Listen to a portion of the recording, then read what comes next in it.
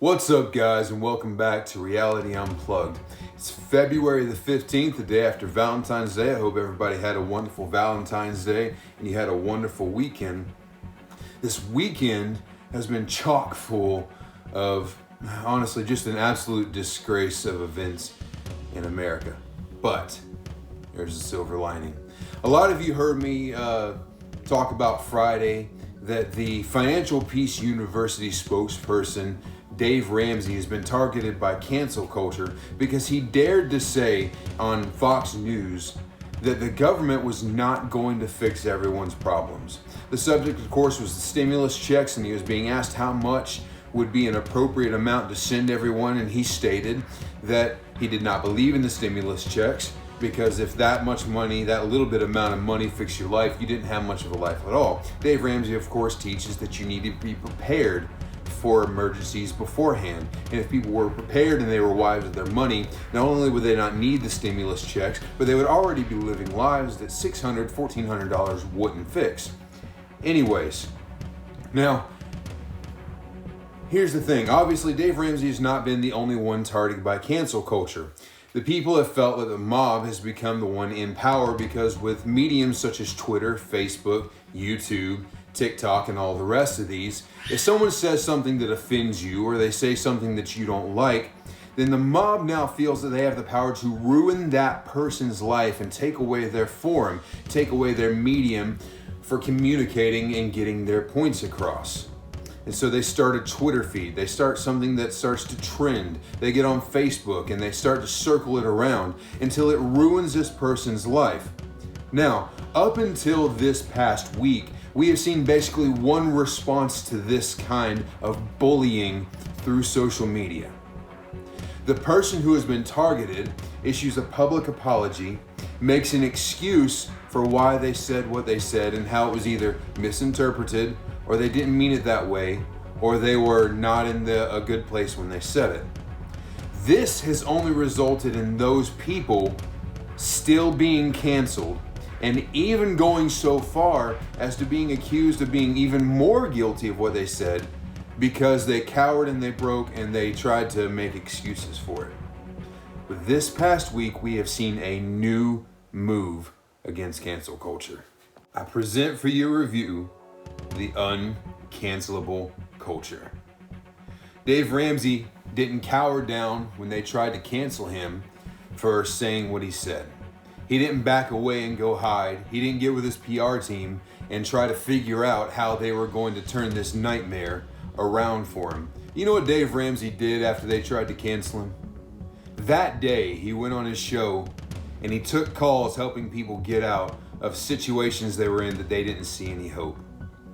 On your far right there, you'll see someone named Gina Carano. Now, Gina Carano is a Disney star. She is an ex-MMA fighter and an actress who has tried to make a name for herself.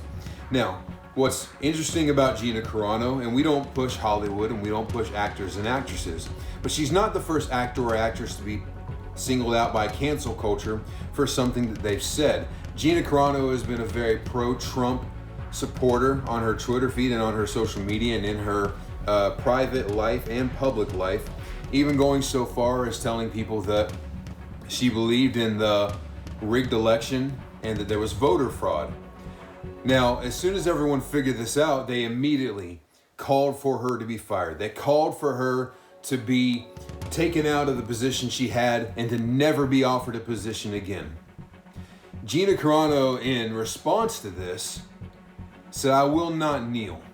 I won't cower. I won't go away. I believe what I believe, and I'm not going to change who I am because you're not happy with it."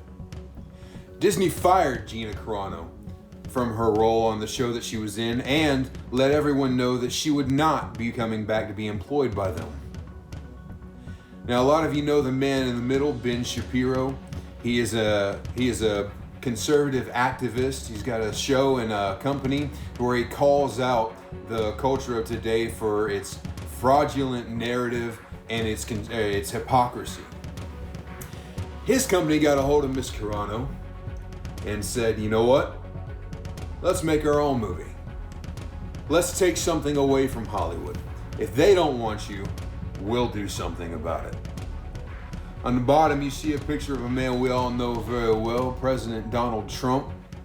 I'm going to be honest, I don't even feel like calling him former. They went through a sham impeachment. They issued doctored evidence. They made things up.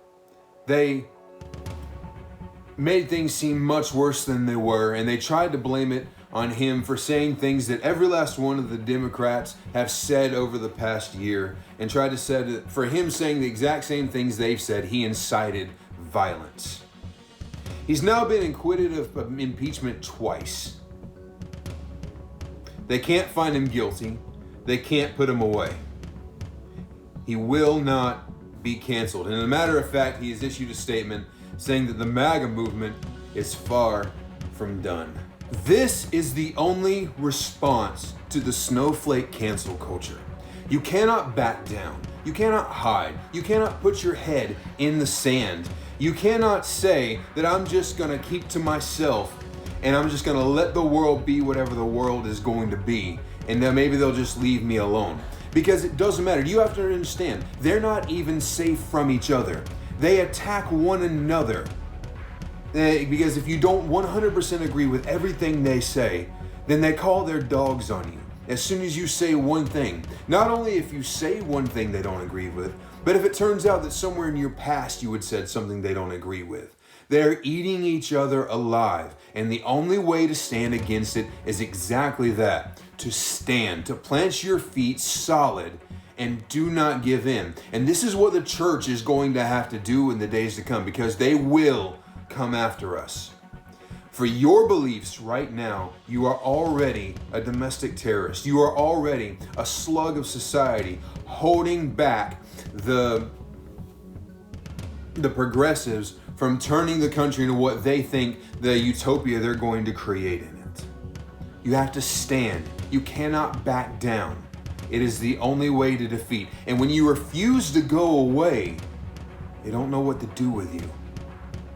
Right now, Ms. Pelosi has told everyone that they are going to conduct a 9/11-like inquiry into the riot at the Capitol on January 6th. Here's what I want to know, Ms. Pelosi. Why was there not a 9/11 type inquiry when they took over the city in Seattle? Why was there not a 9/11-like inquiry when they started burning businesses in the street, when they were killing people because they were angry, to figure out exactly who was responsible? No, you just made up broad names to put things to. Extremists, radicals, it's mostly peaceful protests. There's an agenda that is being pushed that you have to push back against, and it is the only way we're going to survive. My hero of the day is Michael van der Veen. All right, this is Trump's lawyer who stood for him during his acquittal. He's the one who made most of the arguments and most of the statements.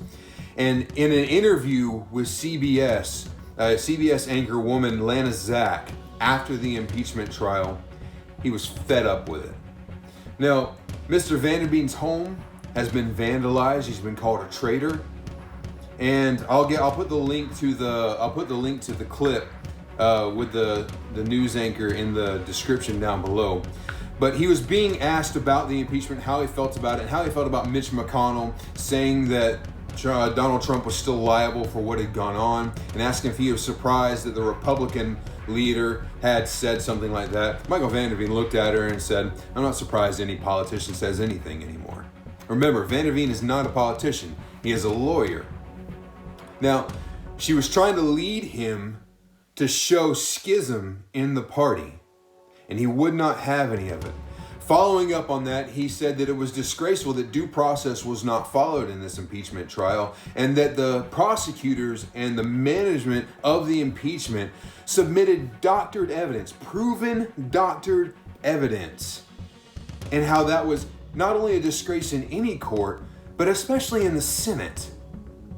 He was met with a question that said, leading up and talking about what you've just brought up, you're referring to, for our listeners to clarify, what evidence that you're talking about was doctored. You're talking about a couple Twitter posts that were checked that weren't supposed to be checked, and a date that read 2020 instead of 2021. and the video that you say was doctored and edited. Michael Van Derveen looked at her and said, "Are you serious? Is that not enough for you? This is a trial of law. Any evidence submitted that has been doctored at all is unacceptable. It is unacceptable in a trial of law." And not only that, you're leading these questions. You ask the question and you're able to make the argument that all I did was ask a question, but you ask it with a slant. And the slant in her question was when she said it was edited, as you say it was edited. It's the same way they talk about Donald Trump when he makes the claims about voter fraud.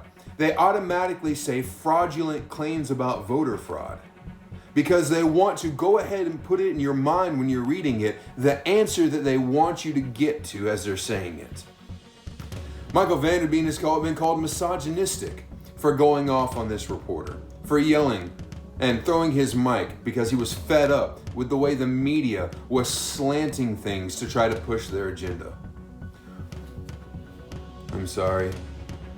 I thought the feminist movement and being gender neutral meant that you talk to everyone the same. Please ask me how yelling at a female news anchor is misogynistic. You have to push back. You have to become uncancelable. In other words, you're not going to quit and go away. It's easy for us down here on the bottom. But when we've got people in the light who will not go away, those are heroes. That's what the church, that's what Christians are going to have to adopt in the days to come. We won't back down, and not only will we not go back down, we won't be quiet, and we won't go away. We're not going to watch the pronouns because the Bible didn't watch the pronouns. We're not going to watch the pronouns because Jesus didn't watch the pronouns. We're going to present the gospel and the love of Jesus Christ and exactly the rules and the stipulations that he put. And if I fail at some aspect of being a Christian, it does not negate Christianity. It doesn't negate the power of Christ. It means I failed.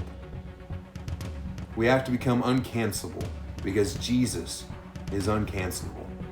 Thanks for watching, everybody. If you haven't already, do me a favor, hit that like down below, hit the subscribe button so you can stay up to date with all of our new content. Punch that notification bell so you get a notification we put out a new video. Spread the word. I want to dilute YouTube with a conservative view so they can't make us be quiet. Start your own page. Start your own. If all you do is get on a rant like me or you just put pictures up, it doesn't matter. Let's make a presence. Leave me a comment down below. Let's start a conversation. This is the way.